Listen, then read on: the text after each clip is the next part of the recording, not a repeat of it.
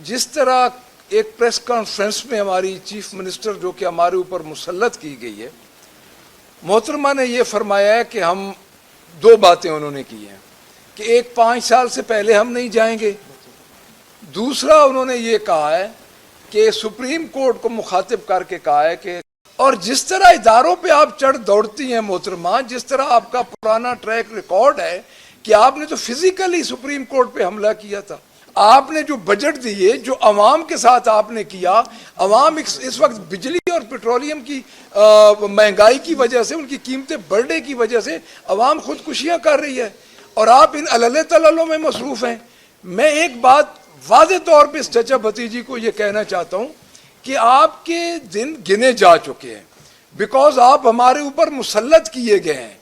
आपको अवाम ने वोट नहीं दिया, अवाम का वोट चोरी हुआ है और आपके आकाओं ने आपको हमारे ऊपर मुसल्लत किया है।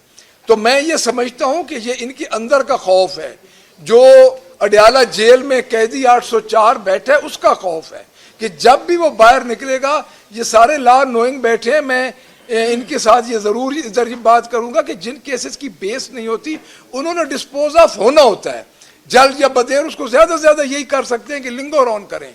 खान साहब के केस अब डिस्पोज ऑफ हो रहे हैं, इनको तकलीफ हो रही है।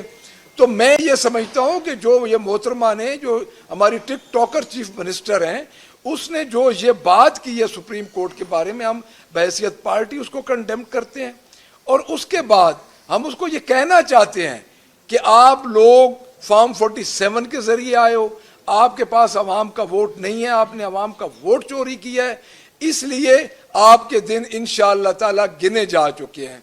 दूसरी बात, हम इलेक्शन कमीशन की मैं जरूर बात करूंगा। मैंने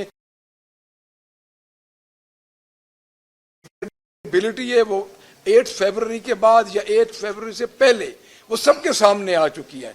तो हम एक रेफरेंस कलेक्टिवली अपनी पार्टी की तरफ हम जा रहे हैं, रेफरेंस की तरफ कि हम एक रेफरेंस देंगे और हम ये चाहते हैं कि इलेक्शन कमीशन ये नहीं होना चाहिए, इनको मुस्ताफ़ी होना चाहिए। तो मैं ये समझता हूँ कि आज जो बहरान है इस मुल्क में, आज जो मुल्क जिस नहज पे पहुँच चुका है, उसकी ज़िम्मेदार इस वक्त की सो कॉल्ड गवर्नमेंट है और 9 अप्रैल के बाद जो गवर्नमेंट आई है वो गवर्नमेंट है। और खुदारा मैं इनके मुसल्लत करने वालों को भी ये रिक्वेस्ट करूंगा कि अब पाकिस्तान पे रहम कर दें। थैंक यू जी। कोई सवाल अगर कोई बंदा पूछना चाहे तो हाजिर है। बताइएगा कि मरीम नवाज ने एक तो जस्टिस के हवाले से बात की है और पीटीआई की लीडरशिप के हवाले से भी वो बात कर रही है। क्या आप समझते हैं कि कल मरीम नवाज के इस बयान के बाद जो है वो जुडिशल कमीशन का इजलास हुआ है उसमें चीजें जो है वो मुख्तलिफ नजर आई है?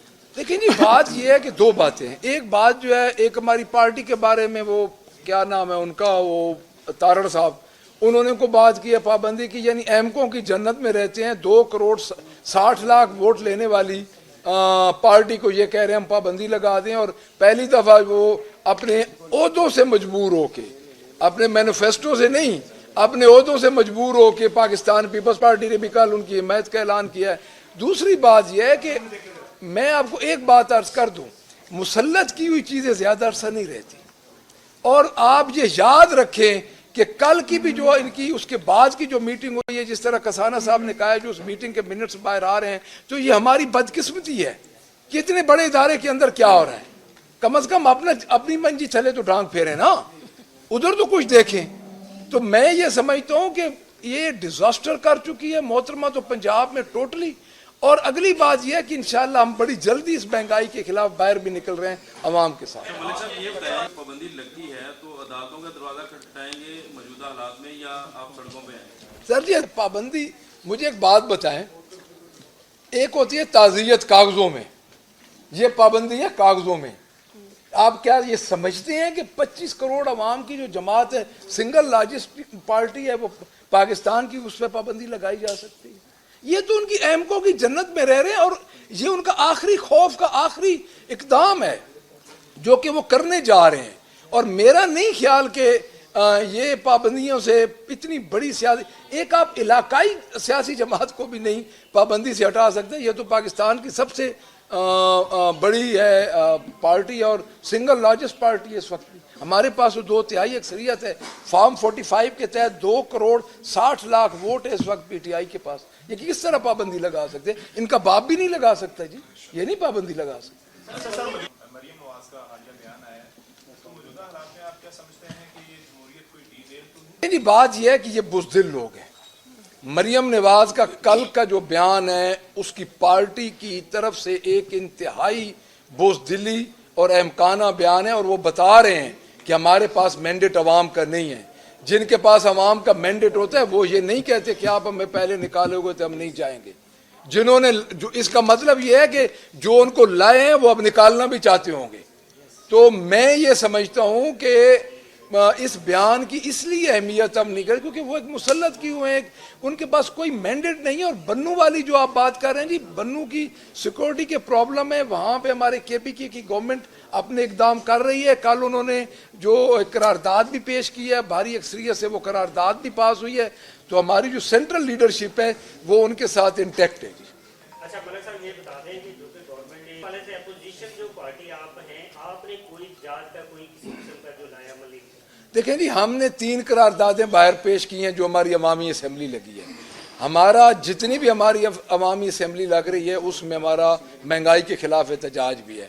ہم اس ویک میں اپنی میٹنگ کر رہے ہیں, ہم باہر عوام کے ساتھ نکل رہے ہیں, سول سوسائٹی کے ساتھ ہمارے رابطے ہیں, ہمارے تمام تنظیموں کے ساتھ رابطے ہیں, ہمارے تاجروں کے ساتھ رابطے ہیں.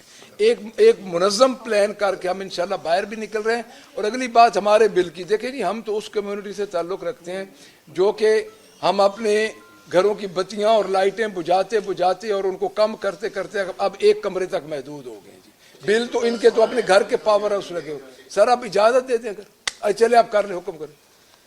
یہ سوال اٹھایا جا رہا ہے اکثر حلقوں میں کہ موجودہ کی قیادت ہے عمران خان کے بعد باہر بیٹھی ہوئی ہے, وہ عمران خان کی رہائی کے لیے مثبت اقدامات نہیں کر رہی, نہ کوئی احتجاج کر رہے اور نہ ہی اس لیول پہ جا کے اقدامات میں وہ سامنے آ رہے ہیں. بات کا تو آپ کو پتہ ہے کہ ہمارے جو کیسز چل رہے ہیں نا جی کورٹس میں, اس میں جو ہماری یہ وکلا برادری ہمارے بھائی ہیں, یہ ان کا کردار ہے. اور آپ کو پتہ چل رہا ہوگا کہ کس طرح سپیڈی ٹرائل سے اب چیخیں نکل رہی ہیں گورنمنٹ کی کہ یہ حکومت اس وقت رو رہی ہے. تو یہ تو کامیابی ہے نا جی ہماری لیگل ٹیم کی کہ وہ اس طرح بہتر انداز سے آگے بڑھ رہے ہیں کہ خان صاحب کو ریلیف مل رہا ہے. ایک اقدامات تو یہ ہو گئے جو کہ لیگل سائٹ پہ ہے. جو آپ کہہ رہے ہیں احتجاج کی, دیکھیں کیا پنجاب میں آپ دیکھ رہے ہیں کہ جس طرح ہمارے ساتھ جو کچھ ہو رہا ہے, پرسوں میرے اوپر ایک پرچہ ہوا ہے اور ہم انشاءاللہ خان صاحب کے لیے ہر جگہ پہ نکل رہے ہیں اور خان صاحب اس بات کو انڈوس کر رہے ہیں. اور لاہور میں جو ہمارا آخری جو ہوا ہے ہمارا یہ اس پہ مال روڈ پہ, اور اس کے بعد جو ہماری باہر اسمبلی نکل رہی ہے, ہم نے اپلیکیشن بھی دے دی ہے 14 اگست کی. ہمارے اکمل باری صاحب ہیں, انہوں نے اپلیکیشن دی ہے 14 اگست کو جلسے کی.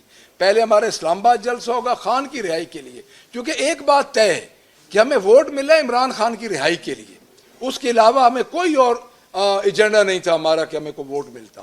سب کو خان صاحب کے نام کا ووٹ ملا ہے, خان صاحب کی رہائی کے نام کا ووٹ ملا ہے. اور انشاءاللہ ہمارے اسلام آباد کا جلسے سے شروع ہو کے ہم ڈویژنل ہیڈ کوارٹر پہ, اور اگلا جلسہ ہمارا انشاءاللہ لاہور میں ہوگا. آپ کی ملاقات ہوئی ہے چیئرمین صاحب سے, کتنے پرعزم ہیں, عمران خان نے کیا ہدایات دی ہیں, کیا پیغام دیا ہے, کیا کہتے ہیں؟ جی میری ملاقات ہوئی ہے جی ریسنٹلی, ایک دن پہلے. بات یہ ہے جی کہ وہ اپنی ذات کے متعلق تو بات کرتے نہیں ہیں, وہ بات کرتے ہیں پاکستان کی اور عوام کی. اور ہمیں بھی یہی انسٹرکشنز ہیں کہ اپنے ملک کے لیے کام کرو اور اپنی پارٹی کو ساتھ لے کے چلو. اور پرعزم تو اس طرح ہے کہ ہم شاید اتنے پرعزم نہ ہوں جتنے وہ اندر پرعزم ہیں. Thank you very much.